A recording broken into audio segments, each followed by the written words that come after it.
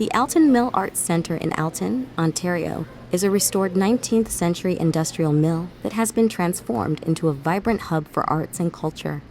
Originally built in the 1880s as a knitting mill, it later served as a rubber factory before falling into disuse and eventually being reborn as an award-winning arts center. The village of Alton was settled in the mid-1800s along Shaw's Creek, a tributary of the Credit River. It quickly became an industrial hub with multiple mills powered by the creek.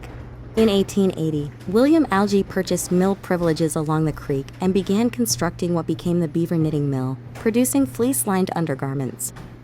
The mill complex was expanded in 1882 and 1893 with stone buildings that still stand today.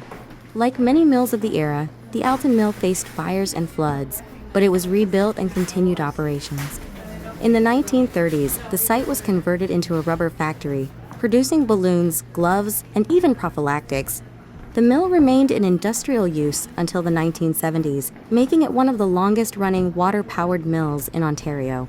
After decades of abandonment, the property was purchased and carefully restored in the early 2000s. The restoration preserved its heritage stone architecture while adapting the interior into studios, galleries, and event spaces. Today, the Alton Mill Arts Centre houses over 25 artist studios, galleries, boutiques, and a café, and it hosts exhibitions, workshops, and cultural events. The project has won national awards for heritage restoration and adaptive reuse.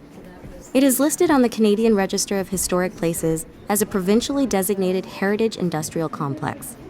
In short, the Alton Mill Arts Centre embodies the story of Ontario's industrial past, transformed into a thriving cultural future, where the sound of machinery has been replaced by the creativity of artists.